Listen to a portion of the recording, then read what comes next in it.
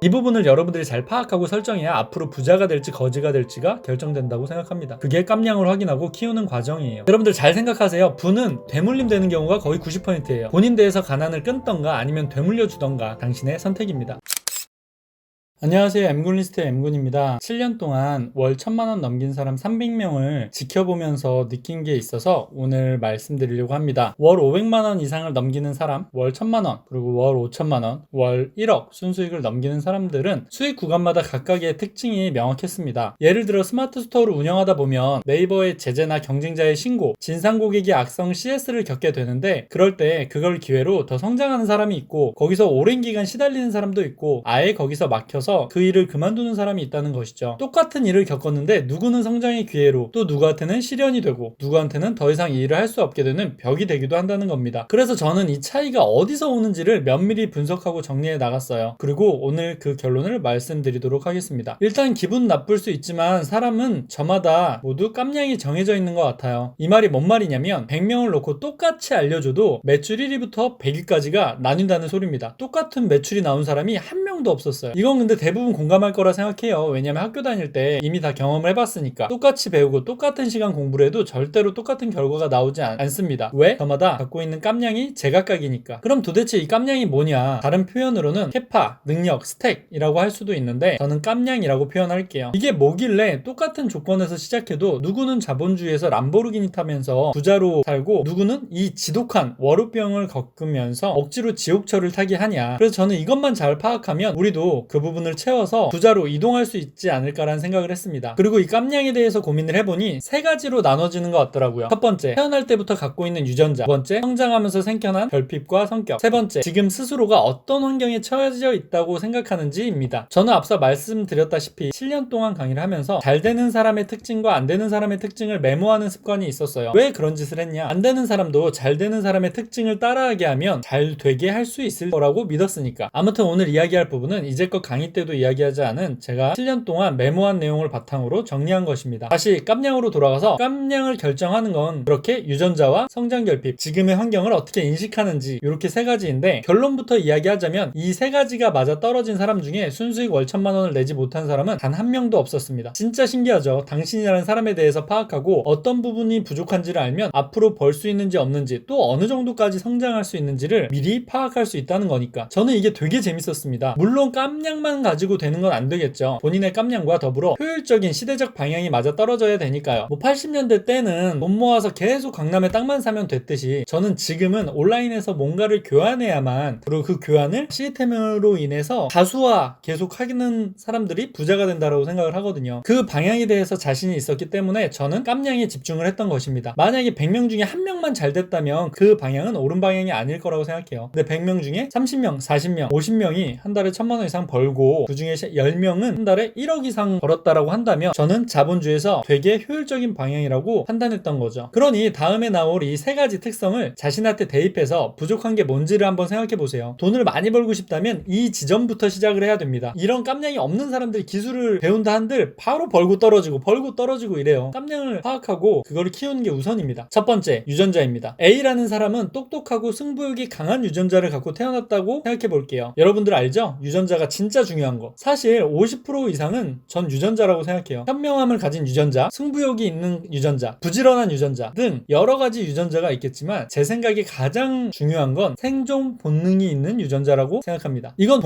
동물들에서도 똑같이 되물림되는 유전자예요. 생존에 강한 유전자는 그런 자식을 낳기 마련이니까요. 그래서 이제 강한 호랑이가 강한 자식을 낳는 경우가 많고 지휘력이 좋은 원숭이의 자식이 지휘력을 갖고 태어난 경우가 많죠. 그리고 B라는 사람은 게으르고 생존 본능이 좀 둔한 유전자로 태어났어요. 이런 사람들 여러분들 친구 중에도 많이 있을걸요? 뭔가 빠릿빠릿하고 기회가 왔을 때 잡고 돈을 많이 버는 친구 A와 평소에도 약간 둔하고 누가 좋은 방향을 이야기해줘도 그냥 자꾸 튕겨내는 그런 B라는 친구. 이런 A와 B의 둘 앞에 C라는 친구가 갑자기 나타나서 한 달에 1억을 벌었다고 얘기를 하는 거예요. 그랬다면 A와 B는 똑같이 돈을 잘 벌게 될까요? 절대 아니죠. 여러분들도 아시다시피 여기서 A와 B가 하게 될 사고와 행동은 큰 폭으로 달라집니다. 똑같이 말해줘도 부자와 거지로 나뉘어질 가능성이 커요. 그러니 스스로 어떤 유전자를 갖고 있는지를 생각한 후에 자본주의에서 내 유전자와 어떤 방향에 대해서 고민하고 어떤 식으로 부를 축적하여 경제적 자유를 이룰지 고민해야 됩니다. 너무 뻔한 이야기지만 얼굴이나 키, 몸매, 비율 등은 모두 다르잖아요. 그렇듯이 우리의 어떤 성향, 유전자 모두 다르다는 거예요. 근데 우리는 그런 게 눈으로 잘 보이지 않으니까 눈앞에 얼굴이나 키처럼 명확하게 파악하지 못하는 거죠. 그러니 마치 노력하면 똑같이 돈을 잘 벌고 성장할 줄 아는데 그게 엄청나게 큰 착각이라는 겁니다. 그래서 유전자를 잘 파악하는 게 굉장히 중요해요. 두 번째로 성장 결핍입니다. 제각각인 유전자로 태어나는데 우리는 또 제각각의 가정 환경을 가져요. A는 어릴 때부터 부모님이 돈에 대한 결핍을 많이 줬어요. 단순히 돈이 없는 가정일 수도 있고 돈은 있지만 현명한 부모라서 아이한테 돈에 대한 소중함과 또 노력을 해야만 그런 풍족함을 가질 수 있다는 것을 교육해 준 거죠. 저의 경우에는 4남매였는데 외벌이하는 아버지의 월급으로는 늘 부족할 수밖에 없었어요. 아버지는 이제 관광버스나 택시 이런 일을 주로 하셨는데 월급이 높지 않았겠죠. 그래서 이제 2달에 한 번 정도 치킨을 한 마리 시켜서 6명이 나눠 먹었었는데 저는 어릴 때였지만 그럴 때마다 속으로 한 마리만 더 시켜서 다 배불리 먹었으면 좋겠다는 생각을 했었어요. 이런 게 성장하면서 생기는 결핍입니다. 또 한 번은 길 가다가 붕어빵이 먹고 싶어서 엄마한테 엄마 붕어빵 좀 사주세요 했는데 엄마가 먹고 싶은 거 다 먹으면 거지꼴난다라고 말씀하셨어요. 근데 그때 표정이나 말투가 저는 너무 무서워서 그때부터 좀 소비를 절제하고 참는 게 습관이 된 것 같아요. 나중에는 이 결핍이 깊을수록 수익도 높아질 가능성이 높습니다. 세 번째로는 지금 환경을 내가 어떻게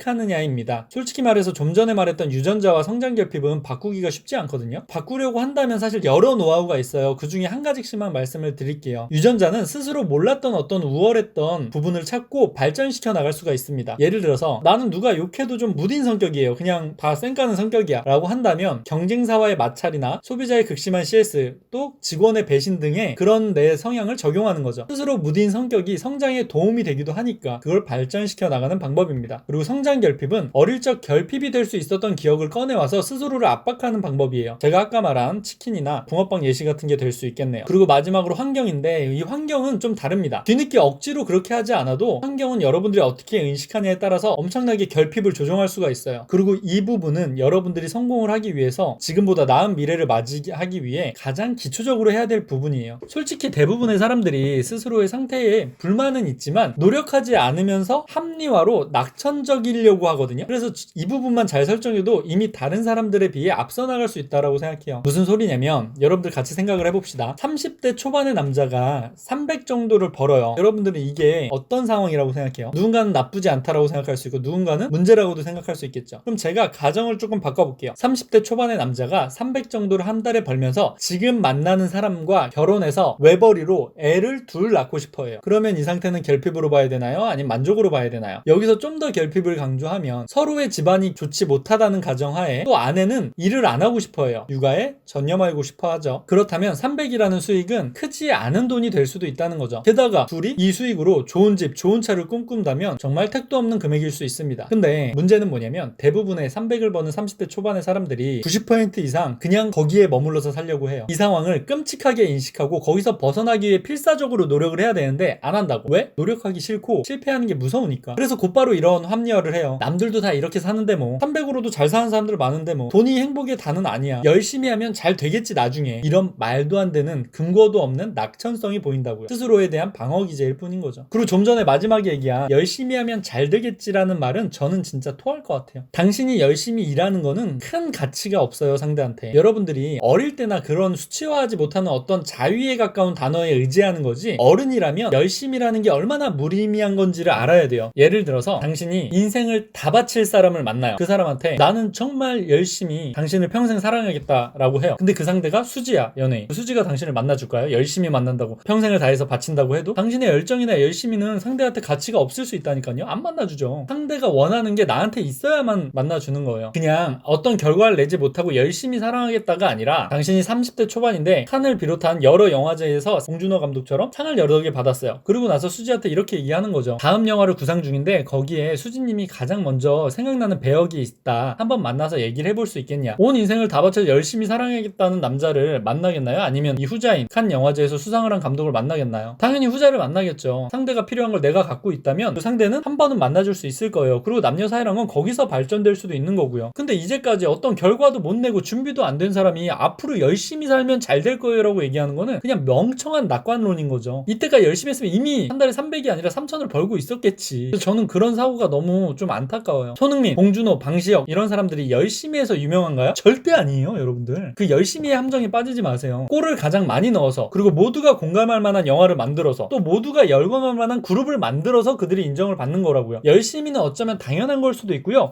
그들보다 다른 사람들이 더 열심히 했는데 그들이 결과를 잘 낸 걸 수도 있죠. 우리나라 전체 축구 선수 중에 손흥민 씨가 가장 열심히 했을까요? 모르지. 어떻게 알아요? 더 열심히 한 사람이 있을 수도 있지. 근데 손흥민보다 더 많이 골을 넣고 잘한 사람이 없으니까 손흥민이 가장 인정을 받는 거죠. 세상은 온통 결과주의예요. 결과를 만들어낸 사람이 인정을 받는 거고 그만큼 더 성장을 한다고요. 열심히 한 사람들이 아니라. 그러니 낙천적인 합리화로 열심히라는 생각을 버렸으면 좋겠어요. 스스로 환경을 냉정하게 판단하고 어떤 방향에서 또 어떤 시도들을 해야 되는지를 파악하는 게 중요합니다. 환경에 대해서 계속 이야기해볼게요. 30대 초반에 월 300버는 남자는 결혼해서 외벌이로 애 낳고 살기가 힘들다고 말씀드렸어요. 근데 저 상황을 합리화하고 낙천적으로 보는 사람은 아마 저수익에서 크게 벗어나지 못할 거예요. 연봉 협상에서 1년에 10% 오르거나 기적적으로 한 20% 오르거나 아니면 조수의 경우에는 그냥 동결되는 경우가 더 많죠. 평생 300이라는 기준에서 많이 안 벗어난다고 보면 돼요. 그냥 물가 상승분 정도 오르는 거겠죠. 그리고 또 회사 탓, 사회 탓, 나라 탓으로 합리화할 가능성이 크고요. 근데 그 상황, 좀 전에 말한 그 똑같은 30대 초반에 월 300을 버는 남자라는 가정을 조금 다르게 바꿔볼게요. 일단 사랑하는 부모님의 병원비가 한 달에 200만 원씩 나가요. 그리고 동생들의 학비를 내가 대줘야 돼. 생활비랑. 그리고 거기에 플러스로 좀 전에 말한 수지가 2년 안에 월 3천씩 벌면 결혼을 해준대요. 그럼 여러분들은 어떻게 할 거예요? 뭘 어떻게 해? 무조건 벌어야지. 월 3천을 벌 수 없는 방법이나 방향은 다 무시하고 월 3천 이상 벌 수 있는 방법들을 찾아내서 죽어라 열심히 하겠지. 이게 기본적인 환경 컨트롤에 의한 동기부여예요. 모두 이런 환경은 아니겠죠, 당연히. 근데 그런 환경이라고 믿어야 된다는 거예요. 지금 당장은 결혼 전이고 혼자 사니까 월 300이 부족하지 않겠죠. 하지만 언제든 아프실 수 있는 우리 부모님이 있고 처가댁에도 언제든 돈을 드려야 되는 상황이 생길 수 있다는 거죠. 또 아이를 2명 키우고 싶은데 아이가 아플 수도 있고 다칠 수도 있잖아요. 그럴 때도 지금의 월 300 수익으로 가족이 행복하게 지낼 수 있을까요? 여러분들 그렇게 무책임하게 미래를 준비하고 결혼하고 살 건가요? 이렇게 생각하는 게 환경 컨트롤이고 동기부여 리모컨인 겁니다. 그리고 인생의 반전은 여기서부터 시작하는 거예요. 저는 누군가 저를 만나 성장하고 싶다라고 하면 이 환경부터 다시 세팅해요. 그래야 시작점이 제대로 되니까. 대부분 사람들은 노력하기 싫어서 현재 상황을 무논리로 낙천적으로 받아들이려고 해요. 제가 봤을 땐 정말 최악인데 어차피 안 될 거란 쫄보 마음으로 지금에 머무르기 위해 필사적으로 본인 머릿속에서 발악을 하는 거죠. 어쩔 때는 유전자가 되게 뛰어나고 성장 결핍이 깊은 사람도 현재 상황을 너무 여유롭게 판단해서 돈을 못 버는 경우도 있어요. 자, 스스로 여러분들 점검해보세요. 자기 깜냥이 어느 정도 되는지. 평생 200-300의 수익에 머물면서 좋은 차나 좋은 집은 부러워만 할 깜냥인지 아니면 자기 자신을 명확하게 파악한 다음에 한번 대차게 시도해보고 쟁취할 깜냥인지. 그리고 이렇게 얘기했다고 해서 여러분들이 오해하지 않으셨으면 해요. 이 말은 모두가 잘 될 수 있다고 하는 게 아니에요. 그리고 모두 다 우월해질 수 있고